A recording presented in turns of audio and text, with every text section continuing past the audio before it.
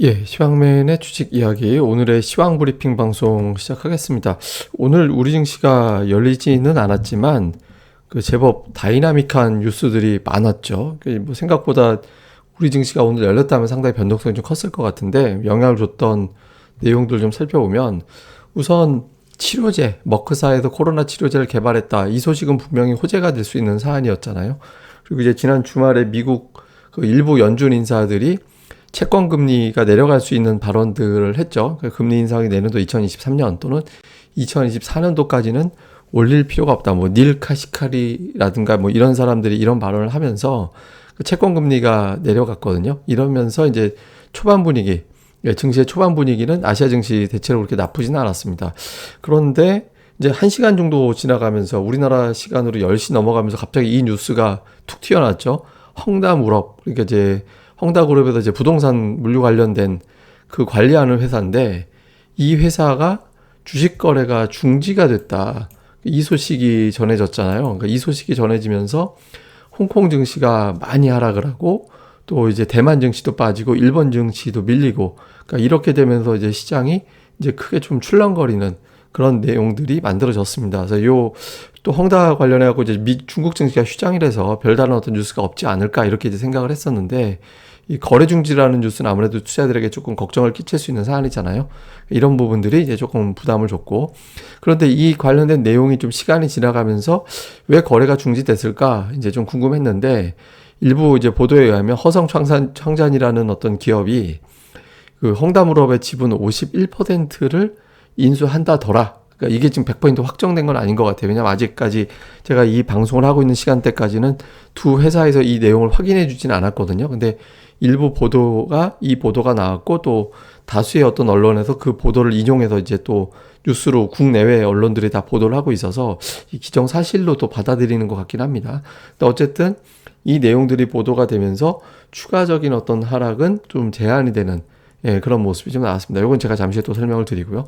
그 다음에 이제 우리나라 같은 경우는 오늘 나온 뉴스 버전 두 가지가 있었잖아요. 하나는 이제 남북 통신 연락선이 복구가 됐다. 이제 9시에 복구가 됐다라는 소식이 있었고, 국내 코로나 확진자 수가 2,000명 이하로 떨어졌잖아요. 그러니까 최근에 막 3,000명 넘어가고 2,000명대 중반, 그러니까 2,500명에서 플러스 마이너스 왔다 갔다 하고 있었는데, 물론 이제 검사자 수가 연휴 때라 좀 줄어든 영향이 있겠습니다만은 어쨌든 확진자 수가 1,000명대로 떨어졌다라는 뉴스가 좀 있었죠. 그러니까 대외적인 요인들은 이 세 가지 정도가 있었고, 이제 국내 요인은 좀 긍정적으로 영향을 줄 수 있는 재료. 그러니까 이게 뭐 헝다 문제 빼고 나면 사실 증시에 좀 긍정적인 영향을 줄 수 있는 뉴스들이 많았는데, 헝다 뉴스가 워낙 크게 작용하다 보니까 이 뉴스에 오늘 이제 뭐 전체적인 어떤 흐름은 투자자들이 좀 은근히 걱정을 하는, 예, 그런 분위기가 만들어졌습니다.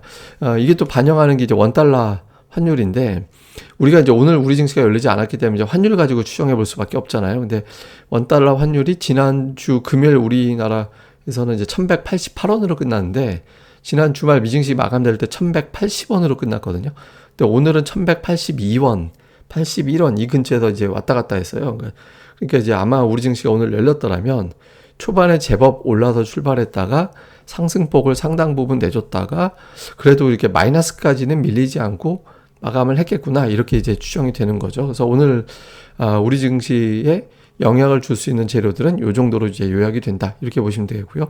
조금 좀 구체적으로 보면 이게 이제 아시아 증시 돌아갔던 상황인데, 중국은 오늘 열리지 않았기 때문에 우리가 이제 알 수가 없는 거고, 이제 항생지수하고 대만 가건지수를 보면 이제 빠졌죠. 항생지수 2% 이상, 가건지수, 그러니까 대만 증시는 1% 가까이 하락을 했고, 다음에 이제 일본 증시도 오늘 1% 정도 하락을 했는데, 일본은 지금 내각 구성 불확실성이 좀 있잖아요. 여기에다가 이제 헝다 문제가 또 제기된 게 좀 부담으로 작용했다, 이런 평가가 나오고 있거든요. 그래서 일본은 좀 빠졌고, 반면에 이제 동남아 국가들, 그 외에 이제 아시아권 국가들은 괜찮았습니다. 뭐 호주가 1% 이상 올라갔고, 뭐 인도네시아라든가 뭐 태국이라든가 인도, 뭐 베트남 증시는 대체로 이제 상승하는, 그런 모습이 좀 나와서 중국 동북아 증시가 좀 빠지는 경향, 그 외에는 좀 올라갔고, 이게 좀 차이가 났습니다. 그러니까 헝다 뉴스가 뭐 전체적으로 크게 영향을 줬다라기보다는 이제 지역별로 좀 다르게 영향을 주는 그런 모습이었고, 다음에 이제 헝다 이야기로 다시 돌아가서 보면, 아침에 이제 거래 중지가 딱 되면서 이게 무슨 일이지라고 이제 좀 걱정을 했죠. 근데 이제 외신, 일부 외신에서 이런 어떤 보도가 나왔어요. 그러니까 이제 일부 외신 차이랜서라는 이제 매체에서 이게 보도가 나서 제가 거기 홈페이지에서 이제 따온 거거든요. 여기서 이제 나온 내용은 한마디로 이제 51% 지분이 그 넘어간다고 하더라. 그러니까 허성 창산이라는 기업으로 51% 지분이 우리나라 돈으로 한 6조 원 정도에 그러니까 매각되는 것 같다. 그러니까 400억 홍콩 달러 정도니까 우리나라 돈으로 한 6조 원 정도 되는 거거든요. 그러니까 이걸로 이제 넘어가는 걸로 보여지는데 요게 이제 요거는 이제 추측이고 우리가 좀 사실 여부를 생각을 해보면 팩트만 놓고 보면 일단 그 돈을 못 냈잖아요. 이자를 못 냈습니다. 헝다가 지금 이자 못 낸 거 팩트. 그 다음에 오늘 자회사 거래가 중단된 게 두 번째 팩트.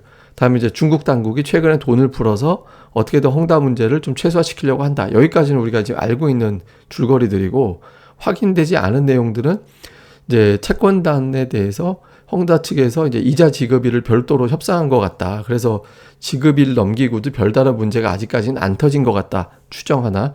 두 번째는 자회사 헝다물업이 6조 원, 우리나라 돈으로 약 6조 원 정도로 매각될 것 같다. 이거는 이제 확인이 안 된 내용들이거든요.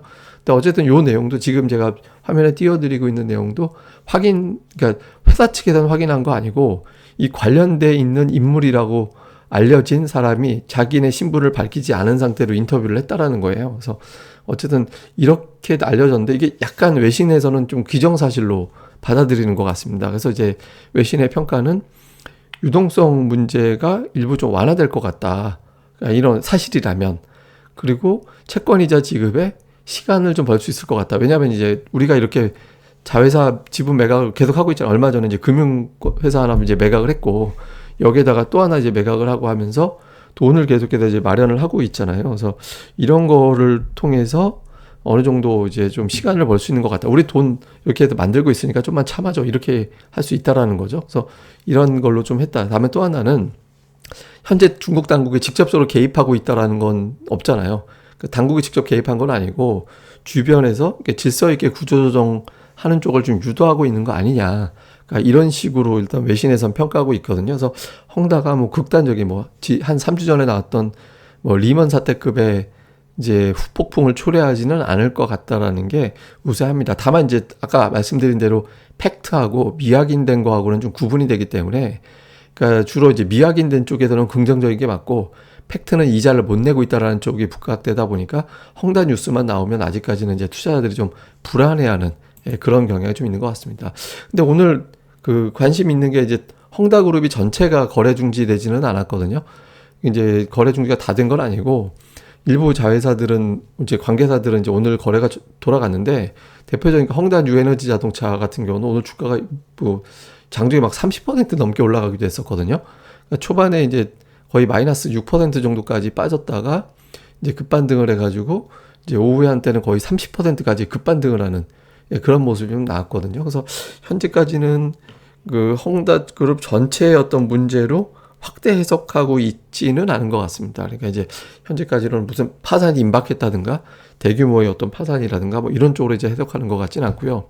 그 다음에 이제 우리나라 원달러 환율도 이제 지난주에 이제 1188원까지 갔다가 이제 1180원까지 빠졌었는데 요 이제 80원 이하까지 잠깐 찍었었거든요.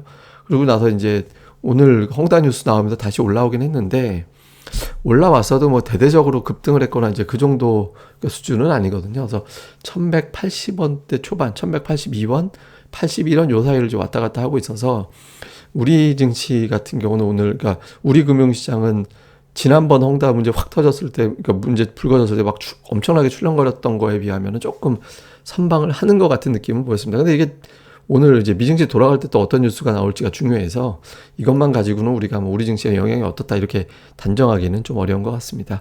자, 그래서 이제 그 증시 포인트를 우리가 좀 생각을 해보면 지금 사실 호재성 재료가 세 가지가 있었거든요, 오늘.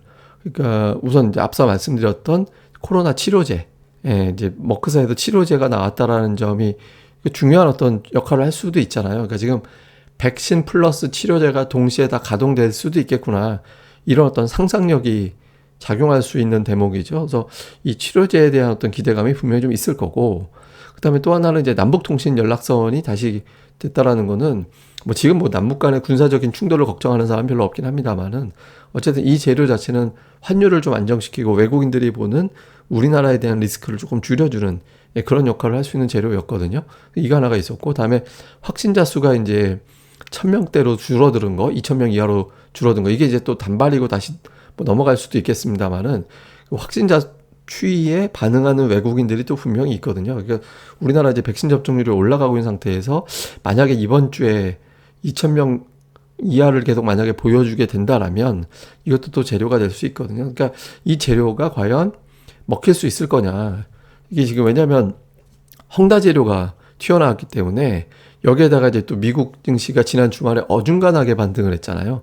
그러니까 다우지수가 한 1000포인트 정도는 올라갔어야 되는 건데 그거 반도 못 올라갔죠. 그러니까 이제 투자자들이 지금 확신이 없는 거죠. 치료제만 가지고 치료제가 툭 튀어나왔지만 이거 가지고는 아직은 아니야. 왜냐면 치료제고 뭐고 당장 뭐 인플레이션도 걱정되고 기업들의 실적도 정점인 것 같고 이런 어떤 걱정을 갖고 있는 상황이었잖아요. 그래서 어중간하게 움직여서 안 그래도 조금 찜찜했는데 여기 이제 헝다 재료까지 나왔다. 근데 이게 과연 우리 증시가 내성을 갖고 있는 재료냐. 일단 원달러 환율 움직임으로 봐서는 좀 내성을 가진 것 같이 보여지기도 했거든요. 근데 일단 내일 뚜껑을 열어봐야죠. 예, 그러니까 미증시가 이제 먼저 이거에 대해서 우리는 뭐 반복된 재료야 라고 해서 이제 별다른 움직임이 없다라면 헝다도 역시 이제 헝다 재료가 우리 증시에서도 요 재료보다는 이제 그 누적돼 있었던 주초에 이제 쌓여 있었던 재료에 더 반응을 하게 될 거니까 요거는 아마 간밤에 우리나라 원달러 환율 돌아가는 거 가지고 추정을 좀 해봐야 될 겁니다.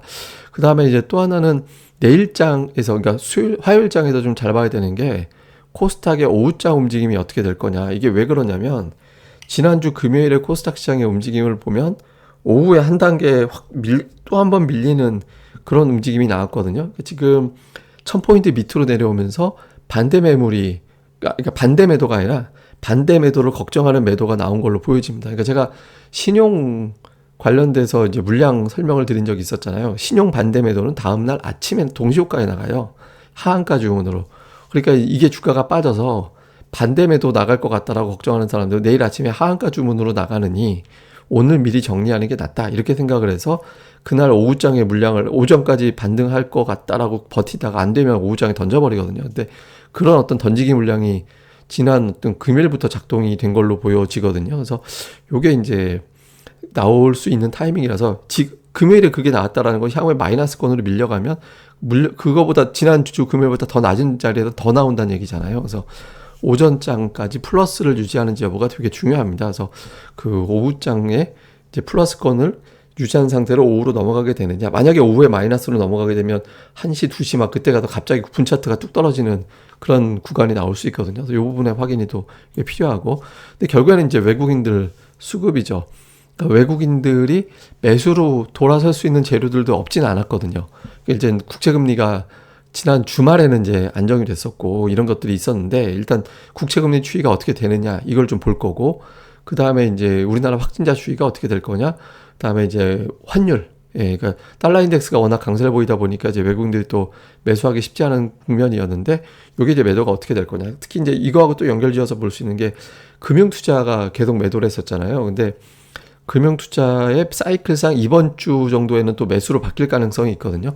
여기에 이제 외국인들 매수까지 돌아서면 지수가 좀 반전을 할 수 있는 계기가 돼서 그러니까 외국인 투자들의 수급이 어떻게 되느냐에 따라서 반등할 타이밍에 반등을 제대로 하느냐 아니면 이제 반등할 타이밍에 이제 물량이 막혀서 그냥 시원찮게 반등하고 또 눌리는 그러니까 금융투자는 매수했다 매도했다 반복되기 때문에 금융투자만 가지고 시장이 올라갈 수는 없잖아요. 그래서 외국인들의 이제 매도가 이제 진정이 되고 돌아설지 이게 이제 주초의 어떤 흐름에서 상당히 좀 뭐 당연한 거긴 한데 중요하다 이렇게 보시면 될 것 같습니다.